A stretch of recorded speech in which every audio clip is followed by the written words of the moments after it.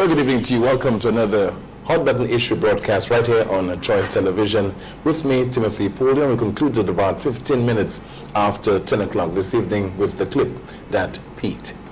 My guest, well, he contested the last general election, that's of 2011, unsuccessfully on a St. Lucia Labour Party ticket.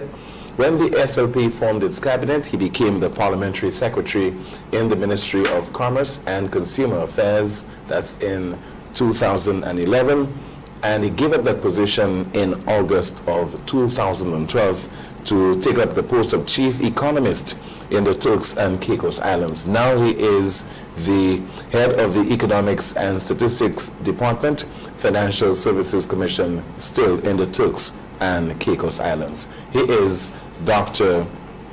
Eubaldus Raymond. Welcome to the program, sir. Thank you very much, Tim. What are you doing in St. Lucia right now? I know that is your home, but you visit from time to time.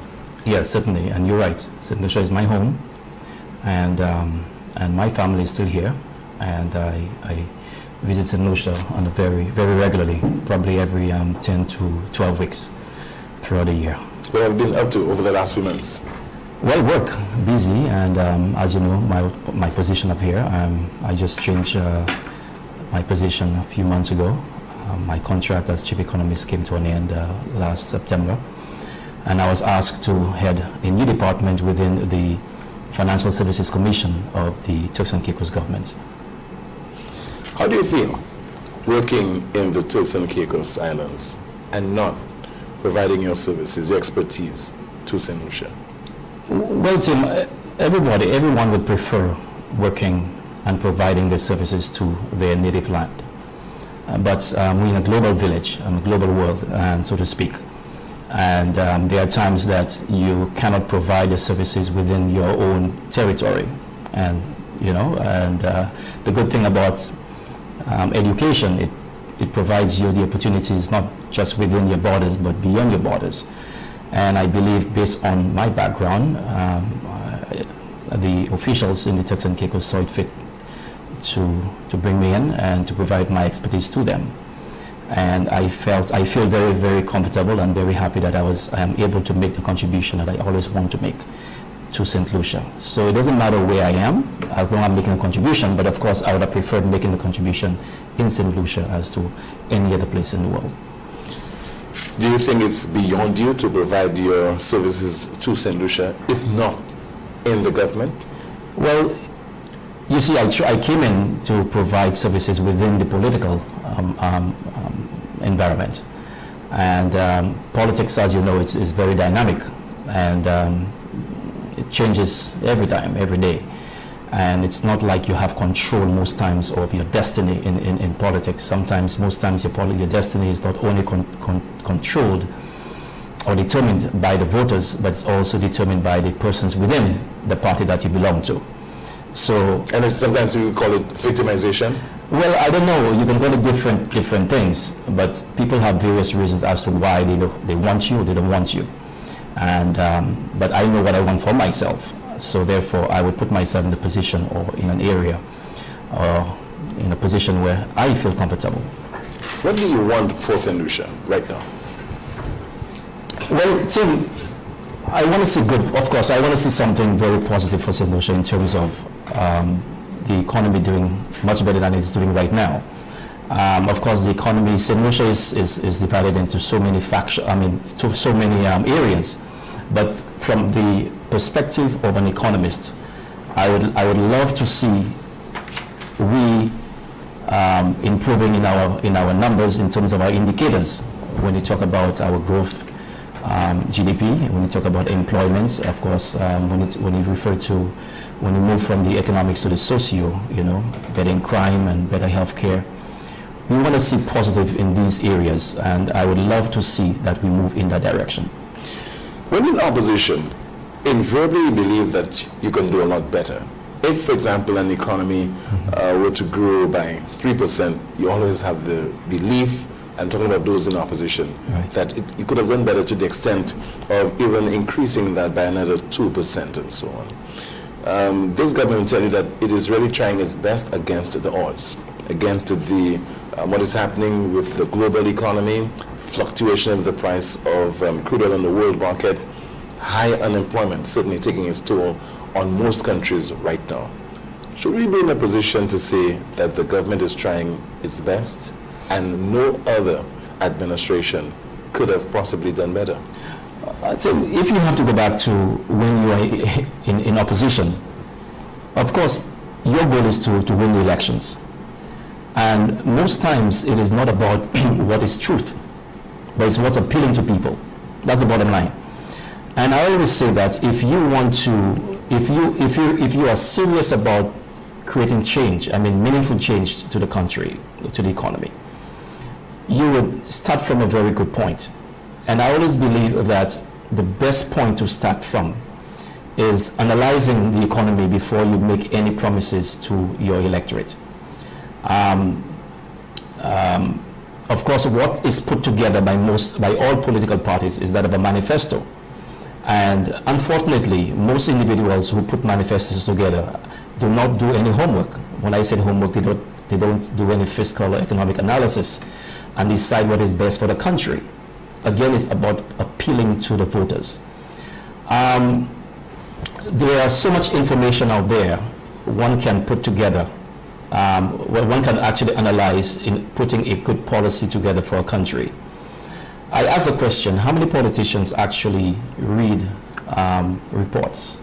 You have the census. The census is full of information. In fact, the census is the best survey you can have. It's a comprehensive survey. It provides the economic and social dimensions of the country and the levels of the individuals in the country.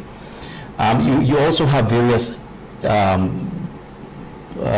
reports in between, like the poverty assessment reports.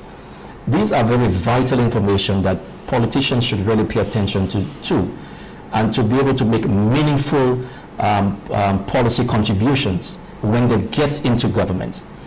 And of course, I mean, I believe this government and previous governments have suffered from such things, you know, not doing their homework before they actually, I mean, they do the homework is about winning. But as far as making sure that whatever they say to the individuals, it actually happened. I'm not saying that you would always be on target, but at least whatever you say to them, it's more informed pronouncements or promises. You seem to be you're on the bandwagon of the St. Labour Party in the run-up to the last German election. So definitely you bought into the idea of the St. Labour Party getting into office and providing jobs yes. to the people. You bought into this. You're aware. You had done the research. No, I have not done any research. So you're guilty of that too? Of course. There is no doubt about that, Tim. And that's why sometimes you...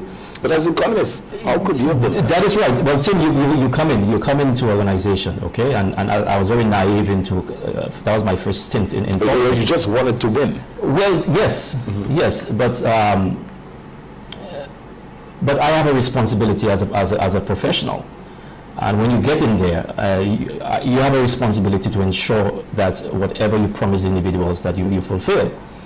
But when you, yes. But that promise, and you have not made the assessment to ascertain whether you can deliver on that promise. That's a good question, Tim. That's a very good question. To use that you were part of this.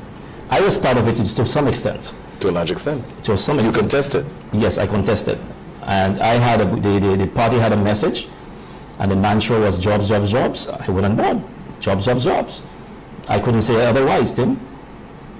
You could have taken the moral high ground and say, well, I'm an economist, and we have not done the research, and therefore I don't want to be party to this. We might not be able to deliver, and therefore I just do not want to be part of an initiative or an exercise that's just based on winning. Well, Tim, I did it after the fact. I did what I had to do after the fact.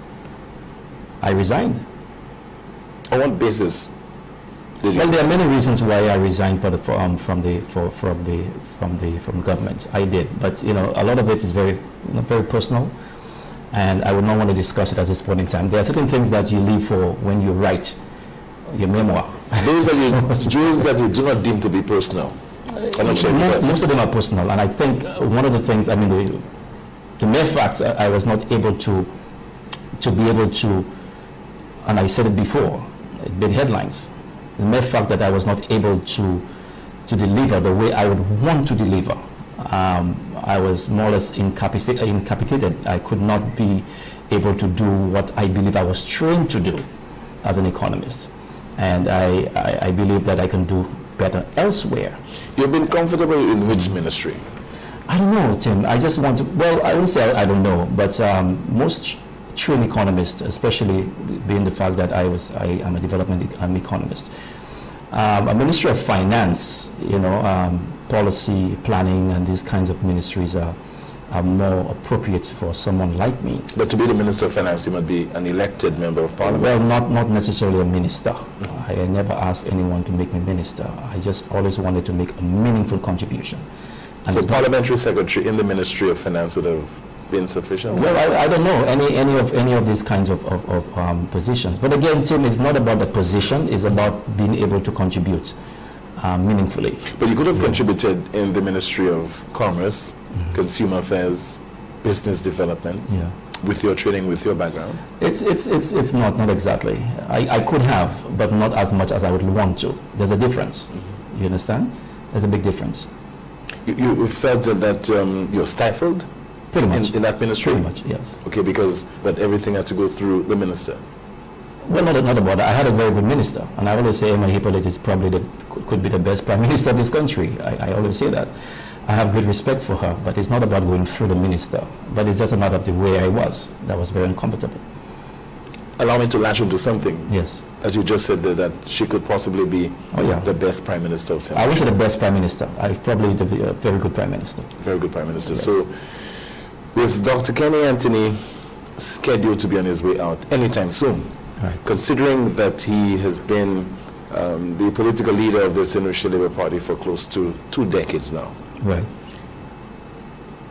if he decides to call it quit as political leader, do you think that Ms. Emma Hippolyte should be selected or appointed or elected political leader of the SLP? I am not part of the Labour Party executive or decision-making body. But to be prime minister, yes, she would have to be in the leadership of the St. Lucia Labour Party. yes. So what say you to her becoming the political leader of the St. Lucia Labour Party at some point in time, so that she could be elevated to the position of prime minister? No, I never said that she should become the leader of the Labour Party and then be prime minister. I said I see her as a very good prime minister, be it the Labour Party or any body. I just believe she has very good leadership skills. I believe she has the party at heart, not the party, but the country at heart. I worked closely with Minister Hippolyte, and I can tell you that she sees her contribution as minister as national service. You understand? And that is a quality that is very lacking among ministers. It's more about the personal gain and so on. But so that quality and her dedication and her commitment to nation building, I applaud that. I don't know how we end up talking about Emma Hippolyte, but that is something that I just could not have not said about her. Yeah. What position would you like to be given if you're given the opportunity right now? Not necessarily in government, but really to contribute to the development of St. Lucia, considering the admitted poor state of the St. Lucian economy.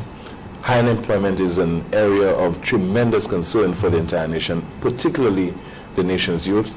And clearly there is need for leadership in a number of areas so that you could have improvement that would redound to the benefit of the people, if given the opportunity. Tim, I'm not going to answer the question as asked. I am not job hunting, okay? I just want to see St. Lucia move forward. We have a government in place, and I just hope the government actually moves the country in the direction it should go.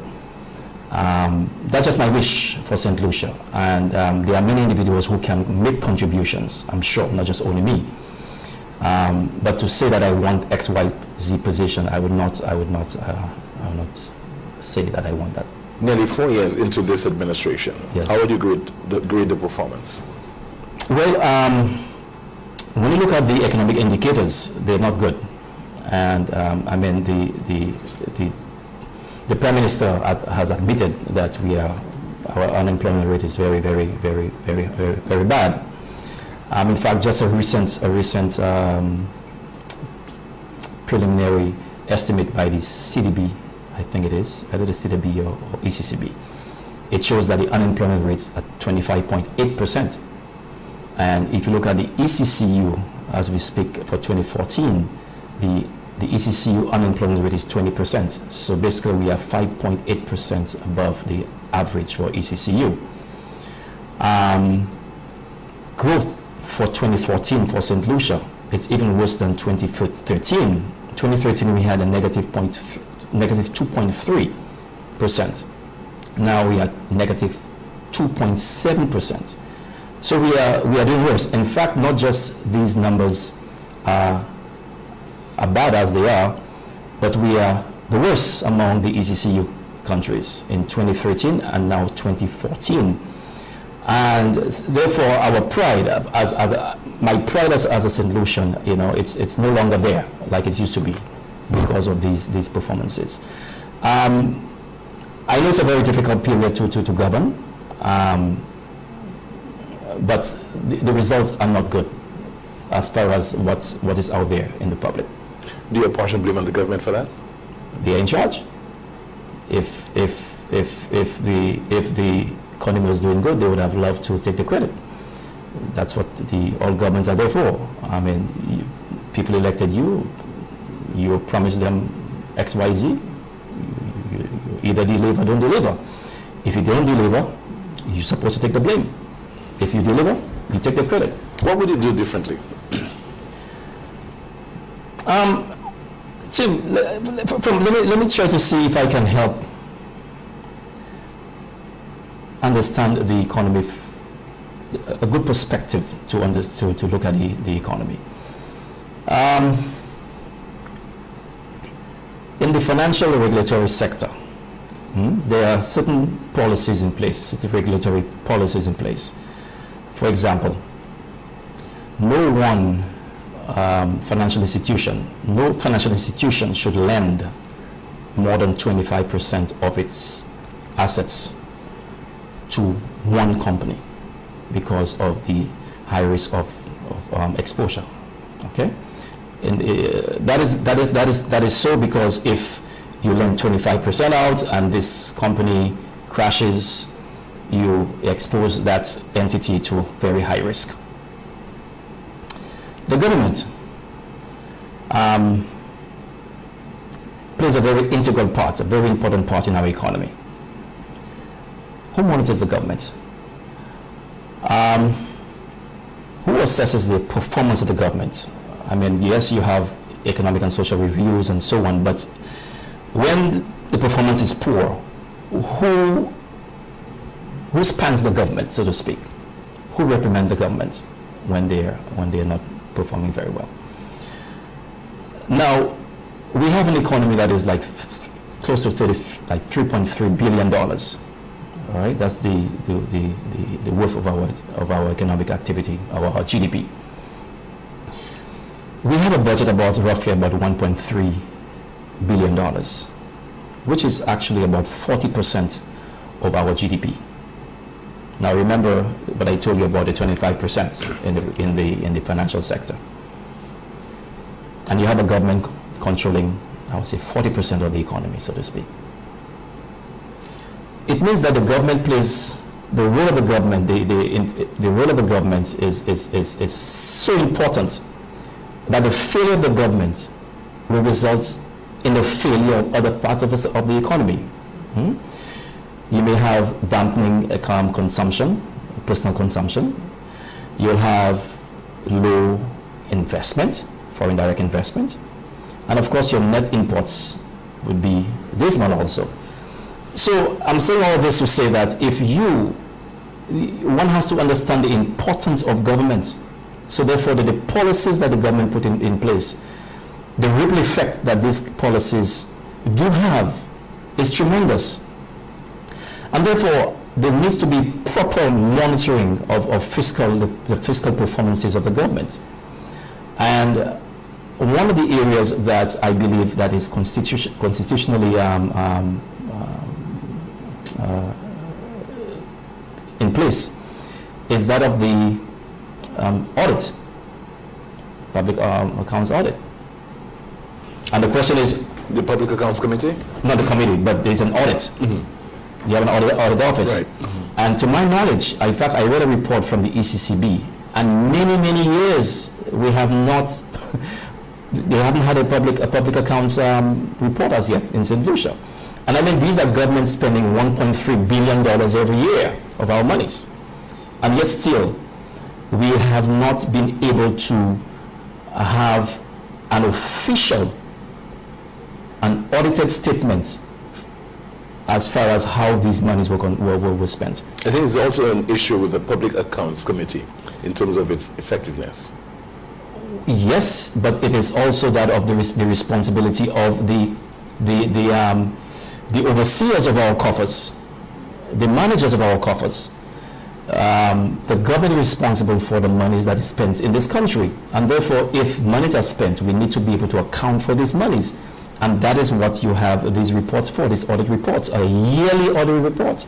And you're saying that many years, according to the report I read from ECCB, that we have not done that. So I'm saying this to say that when we understand the significance of the government, the role of government in the economy, we should not take it lightly. There needs to be transparency, I mean real transparency and accountability in our government. Okay? We should not wait until ministers or parliamentarians go into the House of Assembly. And of course, in fact, very little is said there, as you well know. Very little about the economy is said there. And it is used more like a political platform more than anything else. And I have great respect, of course, for the upper house, where you have you have independence, so to speak, and you get real value for money when you listen to the independents like Dr. Stephenson King and Buffy Apart and so on. But on the other hand, you don't get anything coming out of the government as far as what they are doing with our monies and the performances. Okay? In fact, I remember in my first budget address, or my second rather, in government, I made the point that we should never use the Parliament of St. Lucia as a political platform. And I remember when I went to the lounge, one of my ministers said to me, "That's why you never win Castries North." Like that. You see? So it goes to show people don't see the importance of government and the role of government. They see themselves as politicians more than the managers of the wealth of the country, and more than seeing themselves as the architect of the future of this country.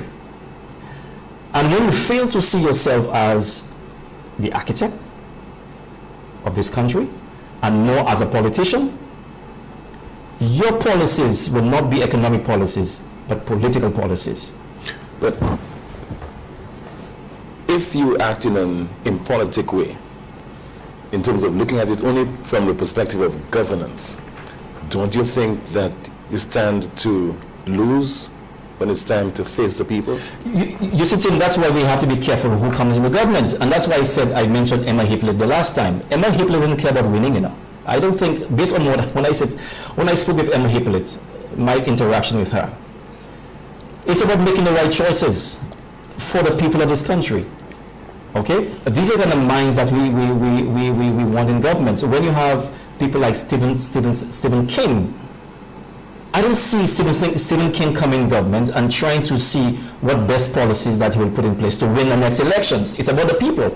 So I'm saying there are people out there who think that way. But unfortunately, the majority of people we have in government don't think that way.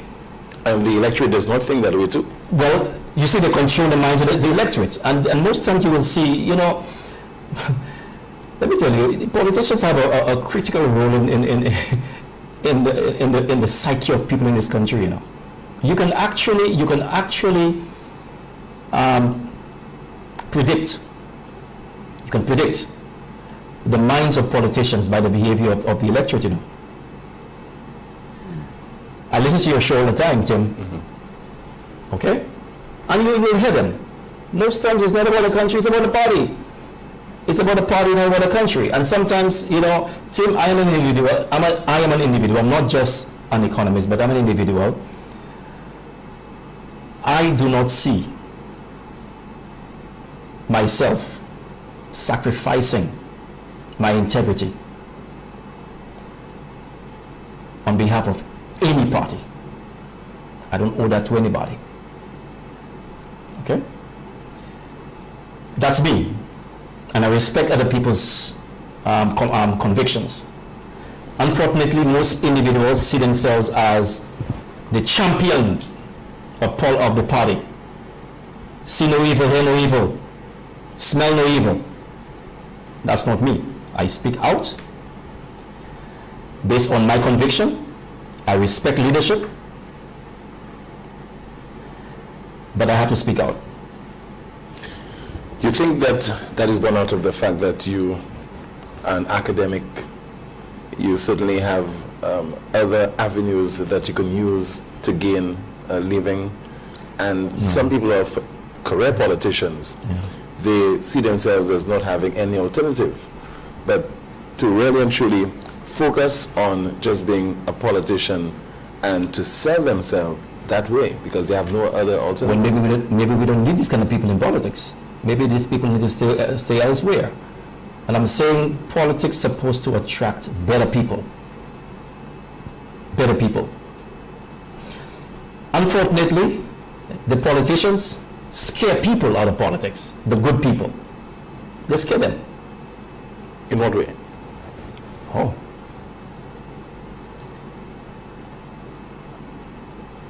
When we discuss, I wouldn't say issues, but when there are debates and when one goes up on a political platform, what do you hear, Tim? What do you hear, Tim? Scary things. People will say, boy, I don't want to go into politics, you know. That is too dirty. When you hear them in the House of Assembly, what do you hear? Politics. I am not saying, Tim, that you're not supposed to have any politics at all. I'm not saying that. Because governments were formed from political parties. Okay? But what I'm saying here is that when it's time to govern, you govern. And govern right.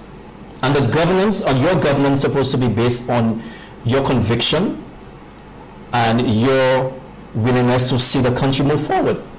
Unfortunately, Tim, it's not about that. I remember Sir John said it. I don't know if that's his quote, but and it's a common quote. But the politicians are always trying to look for the next, see how they're going to win the next elections, and not necessarily the next generation, which is true.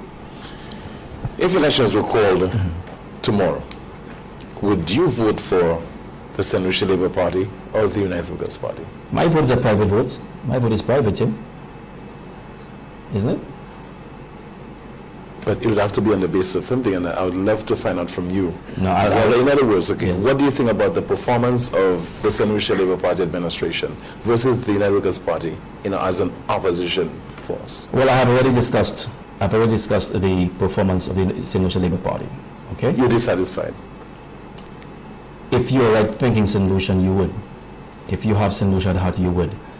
And the numbers are there. I mean, it's not like I am trying to twist anything. It's there. It's a reality. And I am not saying that Dr. Kenny Anthony is not trying his best. Of course, I'm sure he is.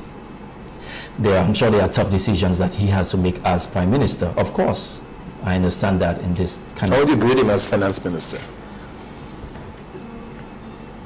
The greatest performance, the greatest, the indicators, as I mentioned. Okay, that's the most you can. That's the litmus test. So you would fail him, pretty much, or any other Minister of Finance coming out with these kinds of outcomes. The United Workers Party, do you see it as an alternative to the St. Lucia Labour Party right now? What about this? But Tim, you talk about a party and a government. No, but an opposition, a political party must give you some kind of indication as to whether it can take over the reins of power, as to whether it can supplant another party? Well, I haven't heard anything coming out of the United Workers' Party as yet in terms of what they may present to the public as far as economic policy is concerned. I have not heard anything in that regard. So it's difficult. What about the turmoil taking place there? Doesn't show that probably that's a political party, if it gets into office, will not be able to settle down? Well, turmoil on the whole is not good for any party. Of course not. And depending on who you talk to, some people might say there's no turmoil. It's just a normal phase of democracy taking place. Some individuals might say that it doesn't mean it doesn't mean that it doesn't mean that the appearance of calm within the Labour Party, there is actually calm. Okay, and they may not have calm, or they may not have even democracy. That's the kind of the talk you kind of hear. You're hearing, but the mere fact that you're seeing quote unquote turmoil within the United Workers' Party, it is true democracy taking place and true restructuring. So then we are caught between a rock and a hard place, you think? Because I don't think you're clearly saying that the United Workers' Party is an alternative to this Initial Labour Party administration, although you're dissatisfied with the performance of the SLP. What I would want to see is a stronger opposition. And I'm not saying this from the United Workers' Party. Okay? Now, a strong opposition is not necessarily for replacing the current government. Opposition is good for good governance. Okay, so that's what I want to see, because I'm seeing a lot of things happening, and I believe that the United Workers' Party or an opposition should be addressing. And the absence, and I must say the Initial Labour Party is a very good opposition. We know that. Very good opposition. They always, they kept the United Workers' Party on their toes at all times. But every time you have a weak opposition, okay, it lends itself for a weak government, because no one is at the throat of that government. Can we do a viable third opposition force right now? I know that the LP might take offense, but what about a core group of credible individuals presenting themselves as an alternative to both the SLP and the UWP? Can that work? Tim, I'm not interested in a third party or just a two-party. I'm interested in a group of men and women who can come together and have the party, not the party, but the government, not the government, sorry, the country at heart. They want to see St. Lucia move forward. They want to see the standard of living improve. They want to see economic growth. They want to see economic development in this country. That's my interest, because you can have a third party with the same profile of individuals in Labour Party and United Workers' Party. My interest is not about party, Tim. It's about the quality of individuals. My guest on Hot Button Issue is Dr. Eubaldus Raymond, and this segment of Hot Button Issue brought to you the very kind compliments of Omega XL, Cadet Distribution, and also Taz Plus.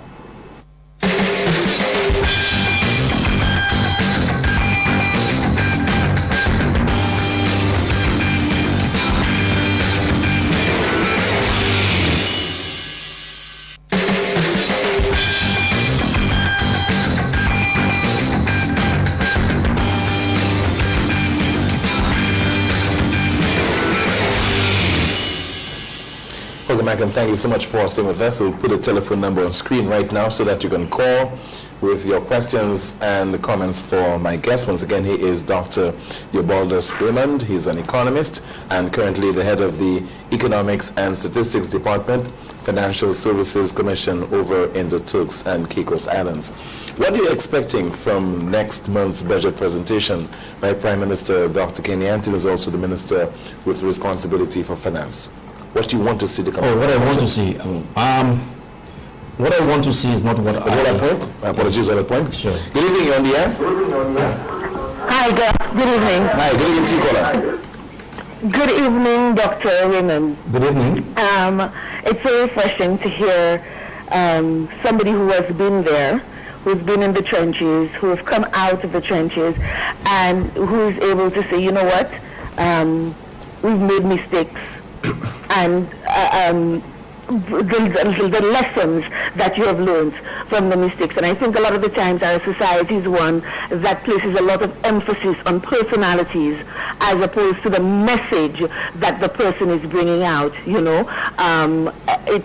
It's one of the things I've always said. You need to know while outside of a situation, it's not just about wanting to get into the situation, but knowing what you're going to do once you get into the situation. And a lot of our politicians don't do that. A lot of them just want to get into power. And once they get into power, then it's like they're caught in the headlights. What do I do now? It's almost as if we're very myopic in thinking. They don't think, okay, from point A to point B, from point B to point C to point D. It's always just about point A to point B.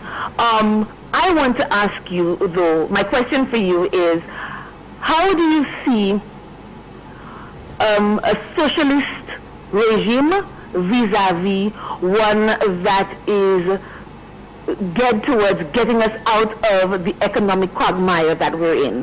And I mean, what I mean is focusing a lot on implementing social issues that are not economic driven, that do not generate some sort of revenue to get us out of the economic quagmire, vis-a-vis one that places less emphasis, not totally ignoring the social issues, because you can't as a government completely ignore the social plight of your people, but one that is focused on generating some sort of revenue that would help us to get out of the perennial deficit that we find ourselves in. Thank you so much. Well, I think that's a very good question that the caller asked. I think the caller is asked the question based on what she sees within the government currently. There seems to be a very high emphasis on social programs. Not that social programs are not necessary. They are necessary, but they are not sufficient for growth. In fact, I believe that the social programs that the government currently provides, I believe it's creating a strain on the government's coffer. When you look at, for example, the NICE program, you talk about $33 million allocated yearly for that program. It's a $100 million program. And not that as I said, the social programs are not necessary, but are they productive? And if you have non-productive social programs, not only would it create a weight on the government's coffer, but it will also increase the government's deficit, or debt rather, I should say. Another call. Good evening. This is Hot Button Issue. Good evening. Hello.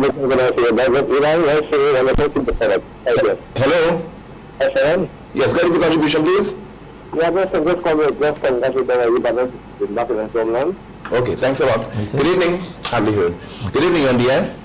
Hi, good evening. Hi, good evening. Your team and your guests. Good evening to you. I must say, Dr. Raymond, I listened to you the last time on the program, and I did a comparison. I see you coming across this time as more tempered in your comments, more measured, so to speak, as compared to the last time. I appreciate the points that you have brought across. Except for example, you spoke about you were about to touch on the NICE program and so on. I just want to say that I believe that program is doing a lot of positives for St. Lucia. And any government, as you know, even the lending agencies and so on, want to know that there is that kind of safety net in terms of having a government having a social conscience. So it's not just totally about business. And I mean, the measure you went ahead to show the indicators concerning the economy, but I believe the indicators concerning the success of these social programs and so on, they're quite clear, and it is very measurable. One thing that I noticed that you've been doing in referring to the and Tim asked you some questions in relation to your the sort of responsibility that you would take for, and then you spoke of the St. Lucia Labour Party being very good in opposition, and you referred to them as they rather than the collective we, because you were there at the time, right, and you were part of the strategy for campaign. You mounted the same platforms, you used the same methods and so on. And so I do not see you removing yourself just yet as a politician. Okay. Okay, you may not be a politician where you serve now, the country you serve now, but once you set foot in St. Lucia, unless you make it categorically clear that you no longer have an interest, then you remain a politician. And Okay, thanks a lot. Let's move on. What's your reaction to it? Well, caller, thank you for your contribution. As I said earlier, I am not totally against the social programs. As I said, these are necessary in any economy. But my concern is, it appears that the government is actually using the NICE program as job creation. As I said, the government speaks of job creation through the NICE program. Well, I don't know that I don't know if the NICE program is creation of jobs. These are hiring. The government hires people. There's a big difference between creation of jobs and hiring of people. So the government all the government has done is to increase its payroll. Okay? So it's not creation. In fact, the Prime Minister at one point in time mentioned that. He said that the NICE program and the like, these are artificial jobs. He mentioned that. So these are not real jobs. You understand? It's government just hiring people, and there's a big difference. So to say that the government has created jobs, the government has not created any jobs as far as NICE is concerned. Good evening. Hot button issue on the air. Yes, sir. Good night. Hi, good evening to you. Yeah, good night to you. So this, Good night, sir. Dr. Wallace Raymond. Dr. Raymond? Yes, good night to you, sir. Yeah, I must say that you have let down the nation by making a very dangerous statement when you said that your pride as a solution has gone. What? I believe that Your pride. when you said that your pride as a solution has gone as a result of the economy, I think that's a very dangerous statement. To me, you have no basis in making that statement because you did not find or you did not leave a government that brought the country into disrepute. You did not leave ministers of government doing anything which was illegal or wrong. That's one point I want to make. And to me, Dr. Raymond, you had a chance to make a difference. You were there. And for whatever reason, you see, all the changes that you could have made, you cannot make it on the outside. You're inside. And you had the opportune time to try to push the country forward. So you right now on the outside criticizing it right now, you are making no sense, my brother. And based on that, I give you a field grade. Have a good night. Thanks a lot. Well, the caller, I didn't criticize. I just stated what the facts are. I mean, I don't know. I stated what the facts are, and I gave you what the outcome of the economy is concerned, and so that's not criticism. It's just a matter of telling you what is. And also, your points about me saying that we're not prideful. I'm no longer prideful for the performance of St. Lucia in terms of the negative economic growth. I said it with respect to the fact that not only we have negative growth, but we are actually the worst off in the ECCU. I mean, we did it in 2013, and now based on preliminary estimates, we did it again. How can you be proud of that, caller? If you're a true St. Lucian, you will not be proud of that kind of performance. Another call. Good evening. This is Hot Button Issue on the air. Good evening, Tim. Good evening to your guest, Dr. Raymond. Hi, good evening to you, caller. Yeah, Dr. Raymond sounds like somebody that has a grudge. The way he speaks, especially when it comes to social programs. These social programs, I guess, was put in place because of the unemployment situation at the moment, hoping that foreign investors will come into the country after a while. Remember, this government came in, taken from the last government, in a very bad situation that it was in. But the comment that Dr. Raymond is making there tonight sounds like you have a grudge against the English Labour Party government. That's my point. Thanks a lot. Doc. Well, I have not attacked any party or any person. All I have done is basically say what the facts are. I mean, I have no interest in the Labour Party. I have no interest in the United Workers' Party. I have no interest in politics. I came here tonight, caller, just to discuss what is, and I have not made any in terms of the indicators I have mentioned. These things are out there, caller, for your viewing or your reading. And I mean, there's a saying that if you are not angry, it means that you're not paying attention. And certainly, I cannot be happy. And if you are concerned about the country, and I don't think the government is happy with its performance, and that's why they're trying their best to see how they can move it forward.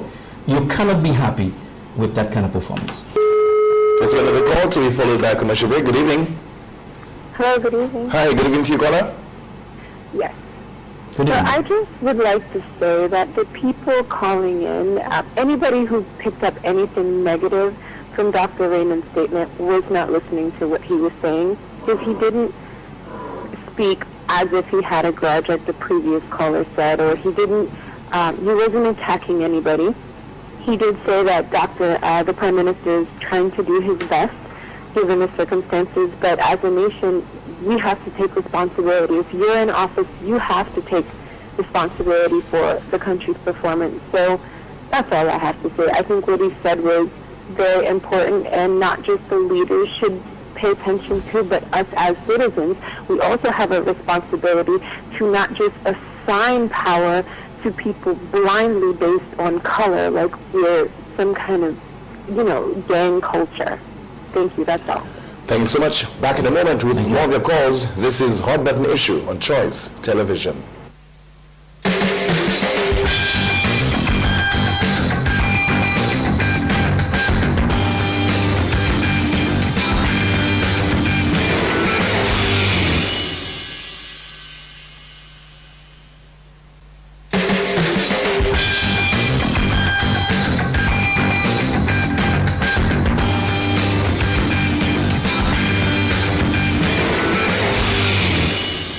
Welcome back. Thank you so much for staying with the broadcast as we continue to take your calls. Good evening. Hi, good evening. Hi, good evening. You have to speak up a bit, caller. Yeah, sorry. Actually, I just wanted to say good evening to you, Tim. Good evening to Dr. Raymond. Good evening. I wanted to ask a question, Dr. Raymond. What are your thoughts on the idea of using the kind of British system where there is obviously there's a Prime Minister and the Council of the Exchequer? I don't know. What are your thoughts? Do you think something like that can work for solution? Is it something that there's an exchequer and there's a Prime Minister? Do you think something like that can work as a solution? Is something that possibly that maybe should be looked into? Cole, I didn't get exactly what you asked. You see, you have a system in Britain where you have the Prime Minister and the Exchequers. Can I do it in St. Lucia? Thank you very much. Well, the mere fact, caller, that's a good question. The mere fact, I believe that those who can should govern, or those who have the ability to govern should be the one governing. The mere fact that you have any individual who wants to put himself as candidate and win an election end up being part of government. I believe that if you can have a system whereby you can avoid or have the best brains, I should say, the best brains running the country, I would definitely support that. Hot Button Issue. Good evening. You're on the air. Good evening, Tim. Hi. Good evening, Dr. Raymond. Good evening, sir. Ma'am. I have just one contribution, or I have a question rather. Rather than the government putting all $33 million dollars a year into the NICE programs, etc. Wouldn't it have been better if they had put this back into farming to move our economy? I just want your professional opinion on this, please. Thank you so much. Good question, caller. As I said earlier, I believe that if you are spending such huge amount of money, it would have been better if you have spent it, if the government spends such money in the productive sector. And of course, the agricultural sector is one of those productive sectors that I have in mind also. Yes. Hot button issue, good evening. Hi, good evening to you, Tim. Good evening to Mr. Baldas Raymond. Good evening to you, caller. Mr. Raymond, I heard you mention earlier, right, that you don't believe in party, right? You believe in a group of people, honest persons who can run this country. Right, if I understand you clearly, that's what you were saying, right? I said that I'm not totally against the party or the politics. You can have some level of politics, but I believe that the most important thing here is the country. Yes. Yeah, but you have to be part of a party. Yes. To be elected. Correct. Yes. And that's what you were part of. Correct. Yes. You followed the blueprint of growth, right? I wouldn't say I followed the blueprint of growth. I didn't follow any. You were not in supportive of the manifesto. No, I was not. I was not. Correct. And you never said anything after the election. You came out and you said you never said nothing prior to the election. Okay, caller, let me put something in perspective here. I saw a copy of the manifesto on the day that it was actually launched. Let's put it this way. Okay. Now, what I want to ask you, did you consult with your executive group that of your decision that you were about to take after the election? Which executive group? Which group are you referring to? The executive group, I think it's Castries North, right? Say to consult them on what, Paulo? Of your decision that you would have resigned from the National Party. That was a personal decision at the time. I could not. I know that would have been public, so there was no need to go to the executive on that. No caller. Now, the reason I'm asking this, Rubalus, is because of the fact, remember, you had people supporting you. Yes. Now, when you take certain decisions, you only think about yourself, but you were not, I don't think you were thinking about the people, the thousands of people who supported you. So it was only a personal decision that you made. But remember, you had thousands of people supporting you. And I think it was honest of you to go to them and explain to them your decision, because remember, they were not only behind you for a month, they were behind you for a year.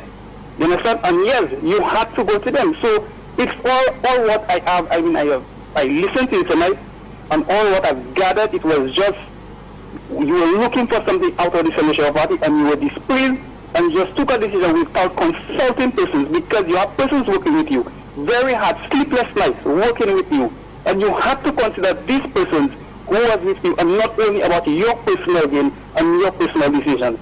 Thank you. Thank you so much. Well, I don't agree with the caller. He's suggesting I go to the executive of Castries North and inform them as to why I am resigning from the part of government. Caller, I don't believe in that. I mean, when my first outing in Parliament after elections, I thanked the people of Castries North, the 2,300 or so individuals who voted for me. I thank them. So I don't know what more. I was not the parliamentary representative of Castries North, caller. So I don't know what more you wanted me to do for people of Castries North.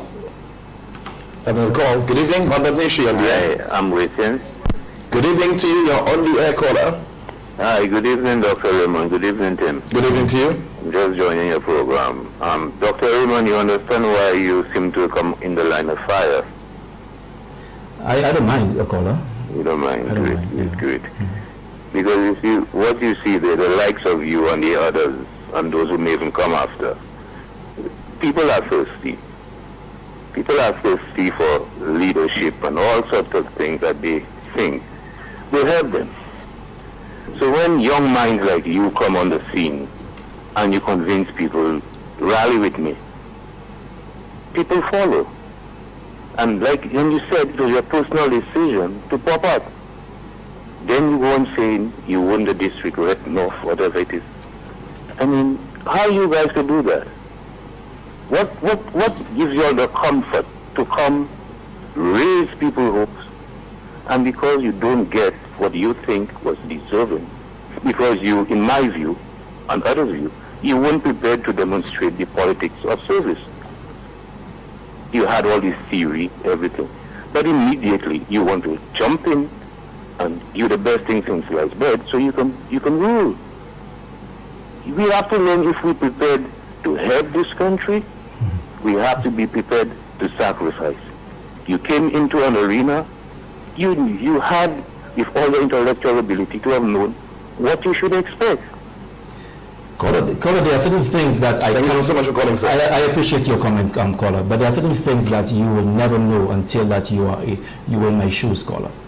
I can tell you that like this, okay? You will never know, and I will never discuss certain things in public.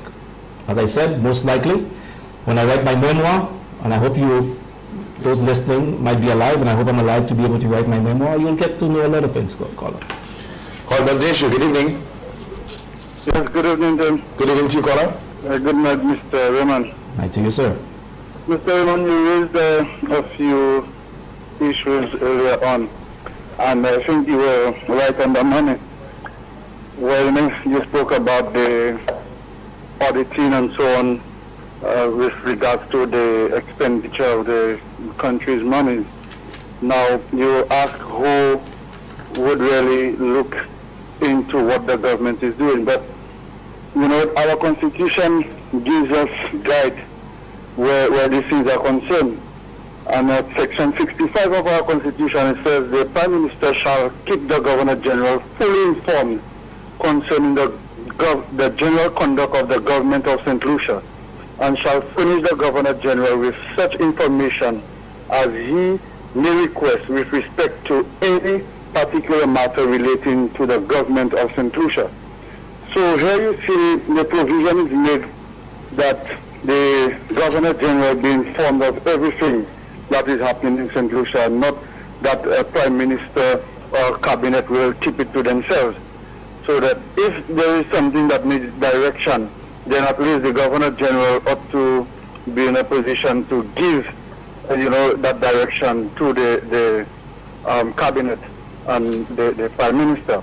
Now, there's also Section 84 of the Constitution that speaks to there shall be a Director of Audit, whose office shall be a public office, and it tells you what the Director of Audit will do.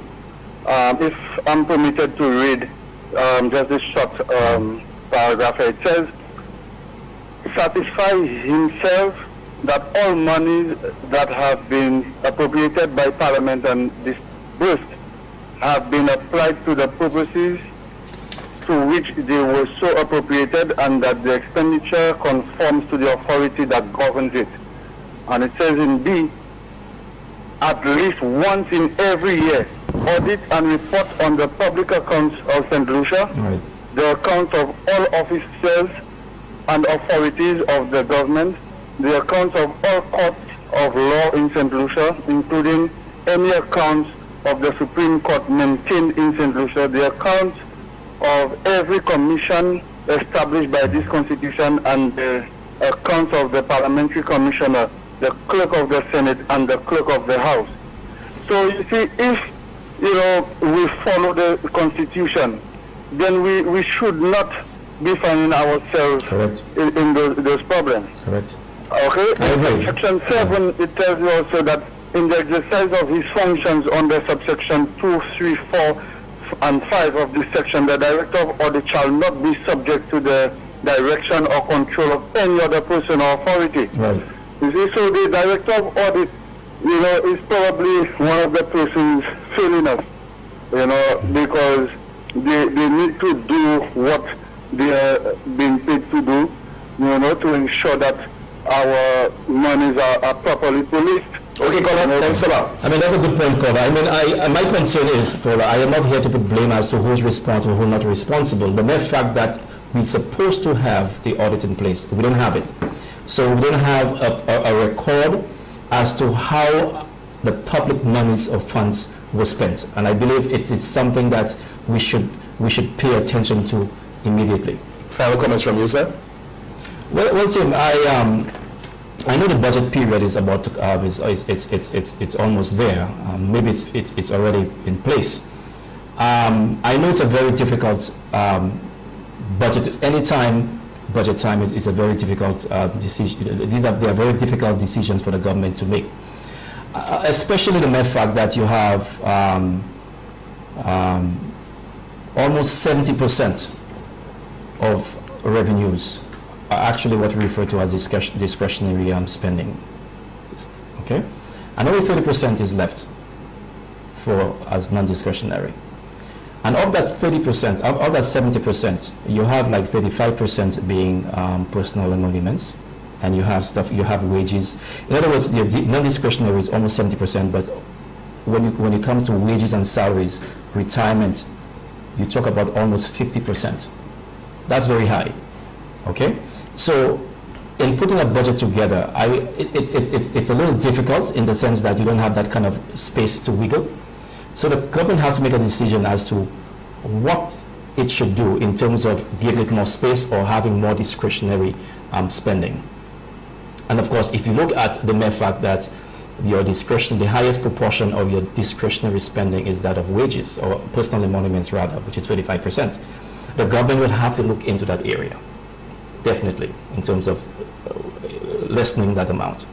I know the government made the attempt of trying to reduce its personal emoluments by 70%, or 70% by $70 million. Of course, it failed. I didn't support it because I believe it was the wrong time to do it. However, there is a way of, I believe, that is very good, or the government should actually move in indirectly reducing its discretionary spending, especially that of the personal emoluments.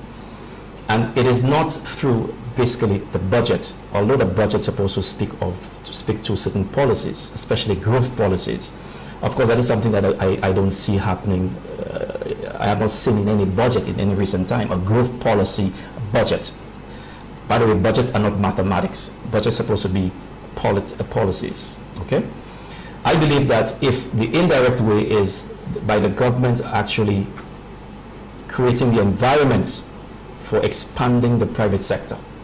I believe the private sector is very important, because if you expand the private sector, you give the options, you give the option of school leavers, even university graduates, of moving into these areas, as opposed to looking to the government for jobs. And that's what most people do. The people look to the government for jobs. And of course, one of the ways of expanding not just the local businesses, but also expanding the foreign direct investments. But it has to be well targeted. I realize that there seems to be an emphasis on hotel development and so on as FDIs. I mean, I'm not criticizing it, but I believe that we should look into more diversified areas, especially areas our young people are going out to study and coming back. And some people are studying overseas, they want to come back, but because they don't have the private sector opportunities for jobs in this country, they remain over there.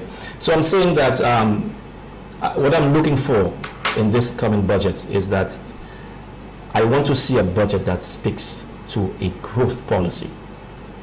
Absent from that, we are going nowhere, because I understand also it is an election year, or it's very soon the election year, and what has been happening, not even in election years or year, but budgets tend to be very project oriented. Okay, and the main reason why, Tim, is because you have budgets are being prepared without any vision. There is no vision plan. The country has no vision plan. So in other words, why am I creating this budget here? What targets do I have? What am I trying to achieve based on the various visions or various plans or goals or objectives I have in the national vision? And I know very well the government, the Prime Minister made the attempt to put a vision committee together. Good suggestion. However, I would not have taken it the way, I would not have done it the way he did it. I would have actually put that responsibility within the Ministry of Finance itself and let the Ministry of Finance spearhead it. Okay, these are public servants. I'm not saying the only public servants contribute to the manifesto, not manifesto, but the vision plan. Of course, you have to include all stakeholders and public, the entire public. But the mere fact you put it in a commission, the Vision Commission, I don't think the commitment might be that much as opposed to if you had actually given it to the Ministry of Finance, the public servants themselves, to carry on with the vision plan. So I am not too sure how far they are with that, but that is something that I spoke about in my first time in Parliament after swearing in. I mentioned we have to have a vision plan, because absent of a vision plan, Tim, where are we going? Where are we going? So everything we do going forward, it's very ad hoc. And of course, because we have politicians, okay, we have ministers who have more political minded, it will be more about winning the next elections more than growing the economy. And I think that's one of the main reasons why our economy has not grown, because of the various appropriations of our funds are not directed into growth policies, but it is more, as I said, into more infrastructural projects. And you see it all over the place. I mean, when you talk about, again, I am not, people always believe I'm criticizing the government, but I'm criticizing the policy, and there's a big difference. Some people don't see the difference between criticizing the policy and criticizing the government. Whenever you see a government is having the press and having ceremony to open bridges, there's a problem. There's a problem. Yes, these bridges are necessary, but what's the big thing about the bridge? Is that an achievement? Anybody can create a bridge. Anybody can build. Any government can create a bridge. But when you have well-stated objectives and you put policies to move forward or to move closer or to move up the policy, then you can applaud yourself as a government. But when you start talking about infrastructural development and stuff like that, which, by the way, Tim, a lot of governments, not only this government, but a lot of, especially developing states government, they tend to believe that this is a panacea for growth, or one of the engines of growth. They believe that the capital, although to some extent the capital can create some growth, but it is not really what will move the country forward. Remember, I spoke to you about the 70% discretionary and 30%, the 30% non-discretionary and 30% discretionary.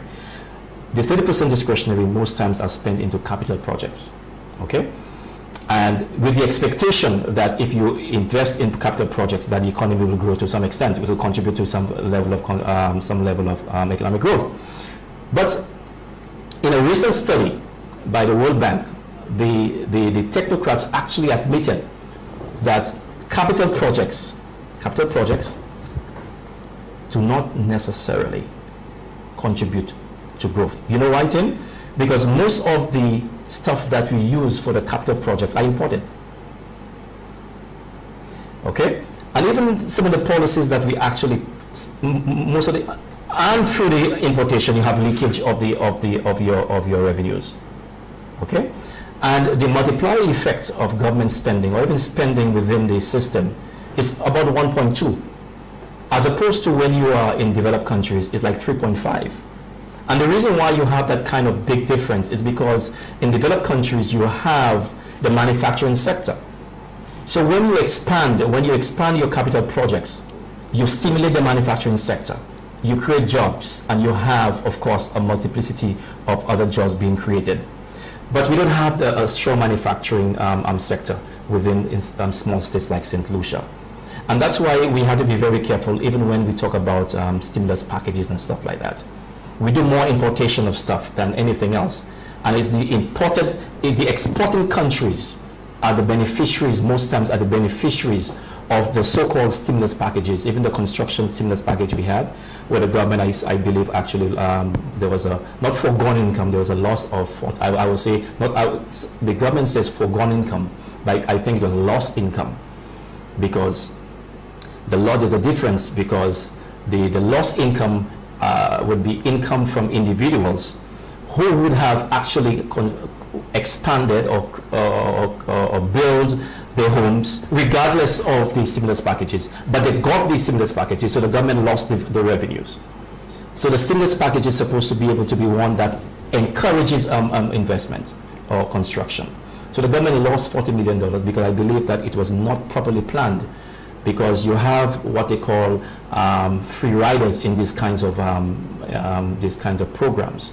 You have to be able to separate those who would have built, in our case here, the construction, the stimulus package. You have to be able to prevent those individuals who would have actually built regardless of the incentive, but try to get individuals who would come in as a result of the construction. So I'm saying, stimulus. I'm saying this to say, Tim, a budget is not maths. Yes, you put numbers together, but beyond these numbers, supposed to be strong policies, well-targeted goals and objectives. And I hope that the next budget, the budget that is upon us, will speak to that, and hopefully in 2015, St. Lucia would have some kind of positive economic growth. Dr. Hubertus Freeman, thank you so much for being my guest on this evening's Hot Button Issue. As always, thank you so much for watching and contributing via your calls. If it's Wednesday, we discuss a hot button issue right here on Choice Television. Time now for the clip that peaked.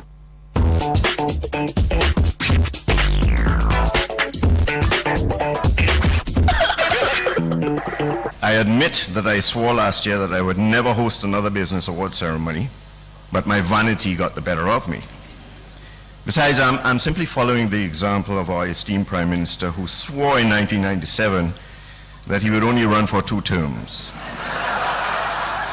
as leader of the Labour Party, and now they can't get rid of him. But like him, I believe that the issue of term limits should be decided by the people, and in that regard, he promised that if he lost the next election, he would step down as Prime Minister.